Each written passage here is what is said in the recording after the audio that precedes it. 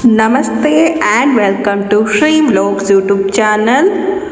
ಇವತ್ತು ನಾವು ಅವರೆಕಾಳು ಹಾಗೂ ಸೋಯಾ ಚಂಕ್ಸ್ನಿಂದ ಪಲಾವ್ ರೆಸಿಪಿಯನ್ನು ಯಾವ ರೀತಿ ಮಾಡೋದು ಅಂತ ನೋಡೋಣ. Easy to make 1 pot rice recipe ಅಂತಲೇ ಹೇಳ್ಬೋದು.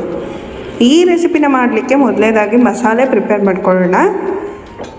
ಮಸಾಲೆಗೆ ಕೊಬ್ಬರಿ 1/4 ಕಪ್ನಷ್ಟು, ಚಕ್ಕೆ, ಲವಂಗ, ಏಲಕ್ಕಿ ಎಲ್ಲನೂ ರೋಸ್ಟ್ ಮಾಡಿ ಇಟ್ಕೊಂಡಿರೋಂಥದ್ದು 4 ರಿಂದ 5 ಲವಂಗ, 3 ಏಲಕ್ಕಿ, 1 ಇಂಚಷ್ಟು ಚಕ್ಕೆ, ಇಷ್ಟನ್ನು ನೀರು ಹಾಕಿ ಸ್ಮೂತ್ ಪೇಸ್ಟ್ ಆಗಬೇಕು, ಅಲ್ಲಿವರೆಗೂ ರುಬ್ಕೋಬೇಕು. ಇದೆಲ್ಲ ಚೆನ್ನಾಗಿ ರುಬ್ಕೊಂಡಿದ್ದೀವಿ, ನೋಡ್ತಿರ್ಬೋದು ಸ್ಮೂತಾಗಿ ರುಬ್ಬಿದ್ದೀವಿ.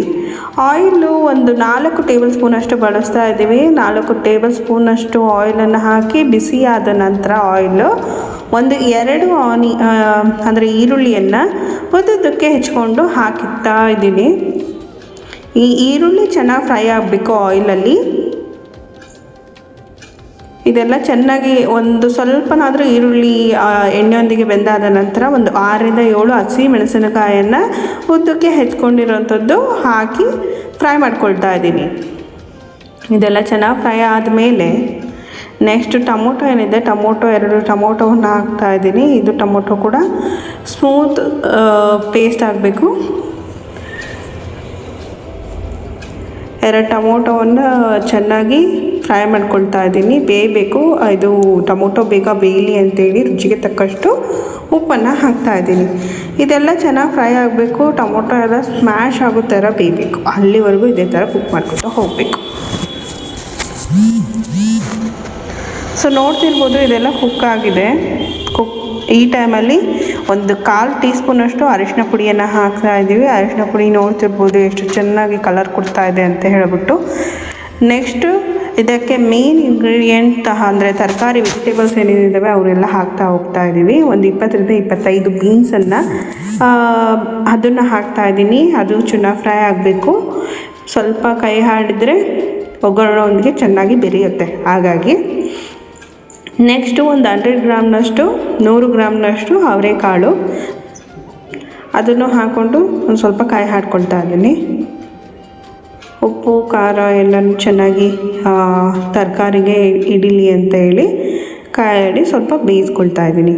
ಹಾಗೆಯೇ 1 ಹಿಡಿಯಷ್ಟು ಪುದೀನ, 1 ಹಿಡಿಯಷ್ಟು ಕೊತ್ತಂಬರಿಯನ್ನು ಹಾಕ್ತಾ ಇದ್ದೀನಿ. ಇದು ಪಲಾವ್ ಏನೇ ಮಾಡಿದ್ರೂ ಒಳ್ಳೆ ಫ್ಲೇವರ್ ಕೊಡುತ್ತೆ ಈ ಪುದೀನ ಮತ್ತು ಕೊತ್ತಂಬರಿ. ಸೊ ಇಷ್ಟನ್ನು ಹಾಕಿ ಚೆನ್ನಾಗಿ ಫ್ರೈ ಮಾಡ್ಕೊಳ್ತಾ ಇದ್ದೀನಿ.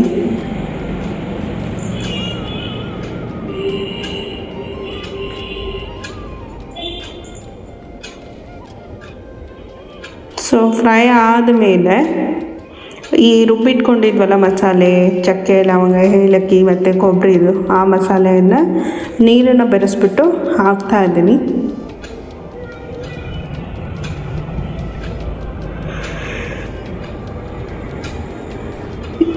ಈ ಮಸಾಲೆ 5 ನಿಮಿಷನಾದ್ರೂ ತರಕಾರಿಯೊಂದಿಗೆ ಬೇಯಬೇಕು, ಅಲ್ಲಿವರೆಗೂ ಇದನ್ನು ಬೇಯಿಸ್ಕೋಬೇಕು. ಸೊ ಇದನ್ನೆಲ್ಲ ಬೆರೆಸ್ತಾ ಇದ್ದೀವಿ ಮಸಾಲೆಯೊಂದಿಗೆ. ಈ ಹಂತದಲ್ಲಿ 2 ಟೇಬಲ್ ಸ್ಪೂನಷ್ಟು ಪಲಾವ್ ಮಸಾಲೆ ಏನಿದೆ ಆ ಪಲಾವ್ ಮಸಾಲೆಯನ್ನು ಹಾಕ್ತಾ ಇದ್ದೀನಿ. 2 ಟೇಬಲ್ ಸ್ಪೂನಷ್ಟು ಹಾಕಿ ಚೆನ್ನಾಗಿ ಮಿಕ್ಸ್ ಮಾಡ್ತಾ ಇದ್ದೀನಿ. ಇದೆಲ್ಲ ಚೆನ್ನಾಗಿ ಮಿಕ್ಸ್ ಆದಮೇಲೆ 2 ಮಿನಿಟ್ಸ್ ಇದೇ ಥರ ಬಿಸಿ ಆಗಲಿ. ಸೊ ನೆಕ್ಸ್ಟ್ ಪ್ರೊಸೀಜರ್ ಬಂದುಬಿಟ್ಟು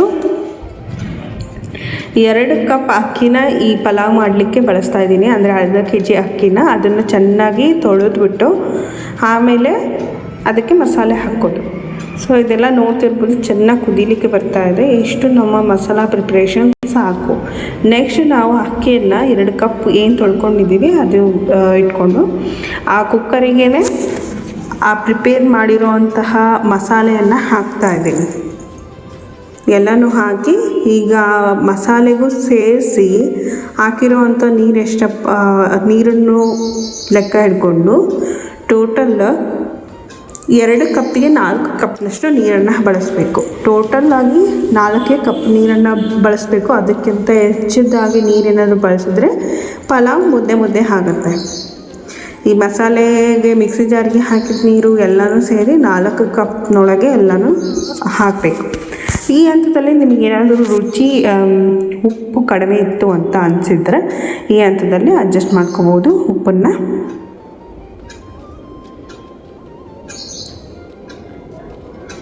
ಹಾಗೆಯೇ ಇಲ್ಲಿ ನೆಕ್ಸ್ಟ್ ಏನು ಮಾಡ್ತಾ ಇದ್ದೀವಿ ಅಂತ ಅಂದರೆ ಸೋಯಾ ಚಂಕ್ಸ್ ಏನಿದೆ ಆ ಸೋಯಾ ಚಂಕ್ಸನ್ನು ಒಂದು ಸ್ವಲ್ಪ ಬಿಸಿ ನೀರಿನಲ್ಲಿ ನೆನೆಸ್ಬಿಟ್ಟು ಒಂದು 2 ಮಿನಿಟ್ಸು ಆಮೇಲೆ ಇದಕ್ಕೆ ಹಾಕಿ, ಇಲ್ಲಾಂದರೆ ಅದು ಸೋಯಾ ಚಂಕ್ಸ್ ಸರಿಯಾಗಿ ಬೇಯೋದಿಲ್ಲ.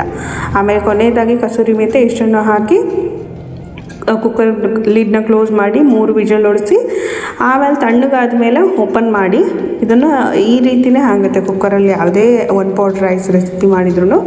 ಸೊ ನಿಧಾನಕ್ಕೆ ಮೇಲಿಂದ ಕೆಳಗೆ ಮಿಕ್ಸ್ ಮಾಡಿ. ಜಾಸ್ತಿ ಮಿಕ್ಸ್ ಮಾಡಿದ್ರೂ ಅನ್ನ ಹೊಡೆದು ಹೋಗೋ ಚಾನ್ಸ್ ಇರುತ್ತೆ, ಹಾಗಾಗಿ ನಿಧಾನಕ್ಕೆ ಮಿಕ್ಸ್ ಮಾಡಬೇಕು. ಸೊ ನೋಡ್ತಿರ್ಬೋದು ನಮ್ಮ ಅವರೆಕಾಳು ಹಾಗೂ ಸೋಯಾ ಚಂಕ್ಸ್ನ pulao recipe is ready to taste. ತುಂಬಾ ಈಸಿಯಾಗಿ ಕುಕ್ ಆಗುವಂಥ ರೆಸಿಪಿ.